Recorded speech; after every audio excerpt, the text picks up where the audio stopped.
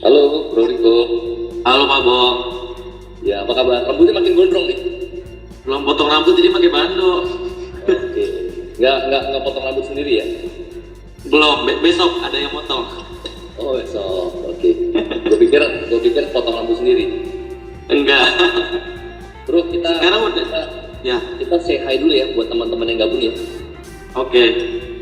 Oke, ini udah 260 orang nih yang gabung. Dari R Taslim, halo bro, apa kabar?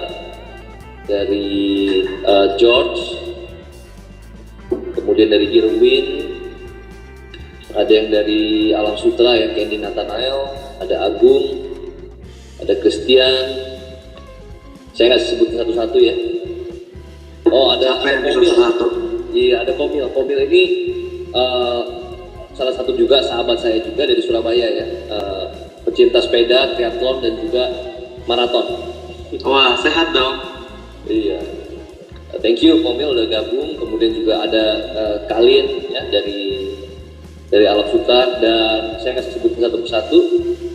Oke, hari ini sebenarnya kali kedua nih Bro Riko kita live. Sebelumnya kita pernah live 2 hari yang lalu dengan Bro Andika Sutoro Putra. Kita bahas tentang stock market ya, kita bahas tentang saham. Nah, kali ini follower dari Finpok ini mengundang Bro Riko. Ya, Bro Riko juga pernah mengundang gua ya gitu ya di YouTube-nya. Nah, di YouTube. Iya, nah kali ini mungkin gue ingin kenalin dulu nih Riko kepada follower dari Finpok. Nah, kalau misalkan follower dari Riko pasti udah kenal ya. Jadi Bro Riko ini adalah founder dari Dropship Aja. Nanti mungkin boleh dijelasin, tapi yang paling menarik adalah Bro Riko ini masih di bawah 30 tahun, 25 tahun, 26 tahun bro? 25 tahun ini, Bang. 25 tahun ya, wow, gila itu muda banget sih ya. Umur 25 tahun, tapi sudah punya Ferrari. Nah ini yang menarik nih. Nah tapi bukan cuma Ferrari aja, tapi Bro Riko juga baru invest.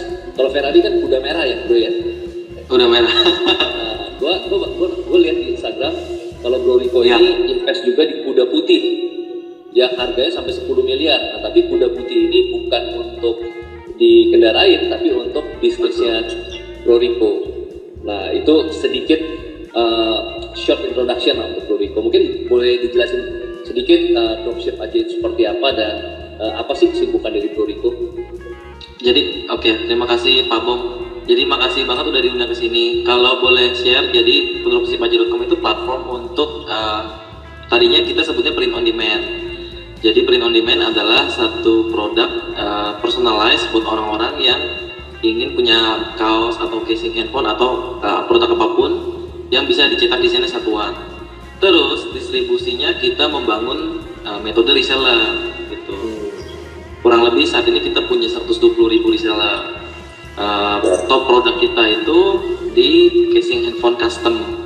Majority di Indonesia, ada juga memang beberapa produk kita kirim ke Malaysia, Singapura, tapi marketnya semua orang Indonesia. Nah, untuk reseller kita sendiri kebanyakan adalah teman-teman yang mungkin punya penghasilan di bawah UMR. Jadi kita bantu mereka yang tadinya bekerja sebagai seorang profesional, terus mereka belajar jualan dengan metode dropship, ya udah akhirnya mereka bisa jualan. Terus selain itu tadi udah disebutin, jadi cara main saya itu kebanyakan pakai personal branding selama ini, dan kebanyakan pengunjungnya itu dari online, sekitar ya mungkin bisa dibilang hampir 100% kita fully online deh. Dan Jadi nggak ada offline sama sekali ya? nggak ada offline gitu. Dan kita menjalankan itu kurang lebih sudah 5 tahun gitu. Makanya kita beli mobil hanya untuk branding, karena beli mesin juga kita tunjukin hanya untuk mendapatkan kepercayaan masyarakat doang untuk jadi reseller seperti itu. Iya. Dan itu semua Bro Riko mulai dari nol ya? Mulai dari nol. Nol.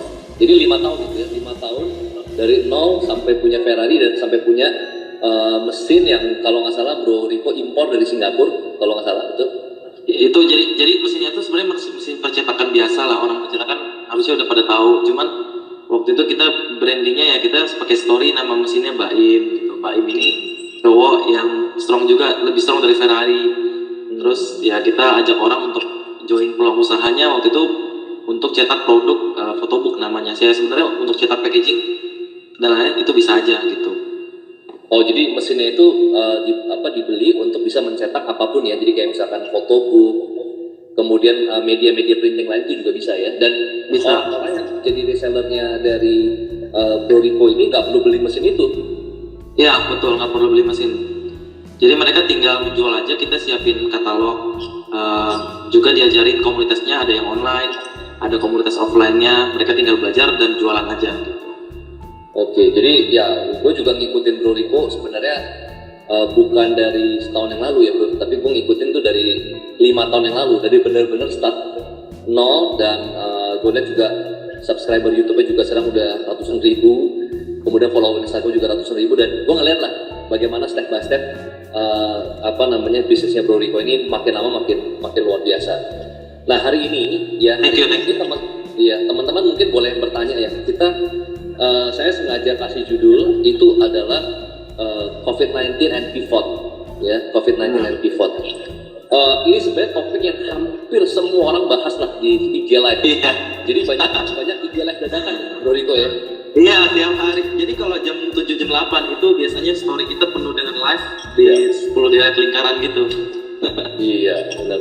Nah, gue juga kita dari Finfox juga putar otak kira-kira apa yang beda, topik apa yang belum dibahas gitu, karena semua sekarang pasti akan dapat informasi yang sama gitu ya. Jadi teman-teman boleh tanya ya, nanti kita akan jawab satu-satu, tapi mungkin gue pengen jelasin sedikit tentang pivot ya. Pivot itu adalah bagaimana kemampuan kita itu lebih agile ya, lebih responsif ketika apa yang kita plan ya. Kita pasti punya plan ya, mau launch project bulan April ini, bahkan ada yang mau plan merit ada yang mau plan merit gitu ya, tapi akhirnya karena COVID-19 dan akhirnya terpaksa harus pivot. Dan sometimes kadang-kadang ketika kita kena COVID-19 seperti ini, kita kena krisis seperti ini, biasanya umumnya orang sepintar apapun pasti akan paralyzed. Jadi dia akan kayak bengong dulu gitu. Bahasa Jakartanya cengok ya. Jadi bengong, paralyzed, lumpuh, dan akhirnya malah nggak ngapa-ngapain gitu. Nah akhirnya dia diam nggak ngapa-ngapain 1 hari, 1 minggu gitu. Nah kalau dari Bro Rico sendiri, kira-kira dengan kejadian COVID-19 ini ada nggak pivot yang dilakukan yang di luar daripada plan awal, Bro Rico? Ya, jadi kejadiannya waktu Maret itu kan kita punya revenue turun. Terus kita membaca data penjualan reseller aktif kita harian, biasanya angka normalnya misalkan 100%. Tiba-tiba kok aktif resellernya jadi 50%. Ya, langsung lah tim saya ngambil tindakan untuk bertanya ke reseller kita satu-satu, ada penyakit apa. Setelah kita tanya ke mereka, ternyata banyak konsumen mereka menunda transfer karena di momen Maret itu banyak berita di internet bilang bahwa corona ada di Indonesia. Terus tiba-tiba kan orang langsung panik buying kan, beli apapun dan menunda untuk membeli produk. Dan akhirnya ya udah di situ saya juga termasuk yang cengok dulu nih, Pak Bong, saya diem dulu, ada apa ini, tungguin dulu 1 minggu. Karena kita nggak pernah terima kejadian kayak gini, jadi kita nggak ngerti gitu ya. Waktu 98 saya baru umur 3 tahun kan waktu itu. Oh iya. Terus iya 2008 ya kan setiap 10 tahun itu juga belum start kayaknya. Jadi masih have fun aja gitu. Jadi ini momen pertama kali kaget aja gitu. Akhirnya kita tadinya berpikir apa yang bisa kita lakukan. Kalau terus-terusan seperti ini kan kita bisa merumahkan karyawan. Nah, karena skala bisnis saya ini jatuhnya masih pelaku UMKM, jadi kami belum punya karyawan sampai ribuan gitu. Terus kita berpikir gimana caranya ya, pokoknya kita pengen mereka tetap kerja gitu. Soalnya kita lihat cadangan kas, cash flow masih aman gitu. Dan sebetulnya nggak turun-turun banget, apalagi produk-produk digital kita. Jadi kita selain jual fisik, jual digital. Akhirnya langsung aja saya ngubungin semua teman yang punya pabrik untuk masukin produk di kita. Dan kita bikin campaign namanya Pasti Laris, karena di tengah momen kayak gini semua orang mau jualan online pun juga ragu.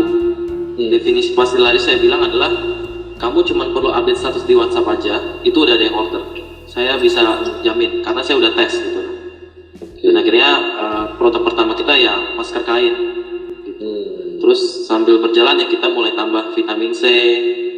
Mungkin saya lagi ngatur untuk jualan jasa potong rambut online kali secara safety. Jadi nanti mereka bisa pakai APD, di alatnya disinfektan dan lain gitu. Terus dan sebelumnya nggak pernah ya berpikir atau misalkan memang ada plan untuk misalkan bikin masker kain, vitamin C itu nggak ada ya? Kita tetap berharap di kuartal 2 ini revenue kita naik berkali-kali lipat karena momennya udah momen mendekati lebaran gitu. Kebetulan di China juga lockdownnya duluan, produk-produk kita yang dari China yang nggak bisa masuk, kita prepare produk yang dari lokal. Nah, udah kejadian kayak gini udahlah nggak ada plan-plan singkat. Jadi hari ini saya putuskan besok langsung launching produk dengan sistem pre-order. Ya.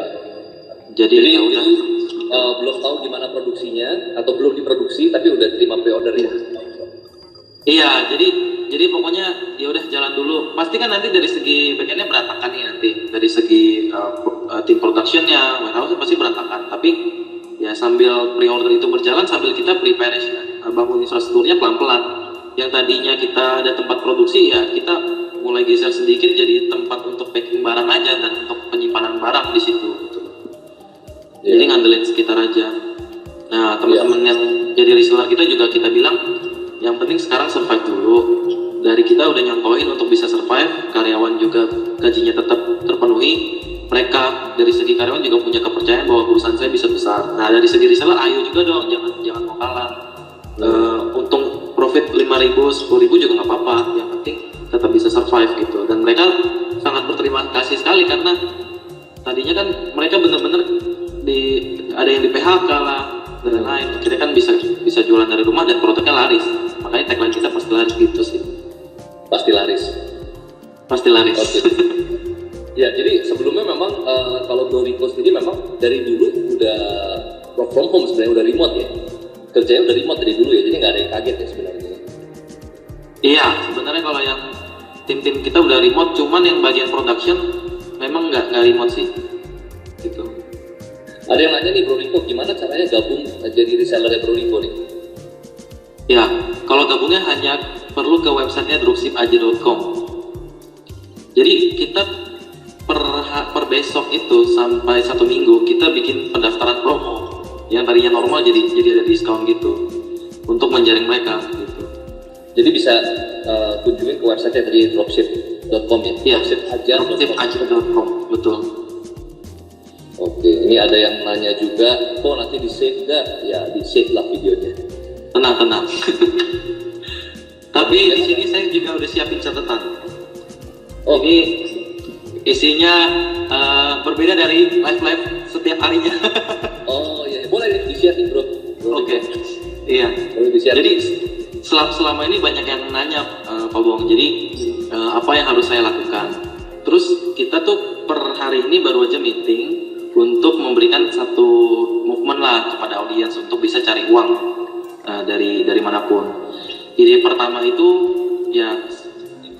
pertama biasanya kita bilang begini, coba aja kalian yang punya tetangga ya, yang aktif bertetangga di rumah itu di-invite ke dalam satu grup WhatsApp gitu, dikumpulkan 50-100 orang.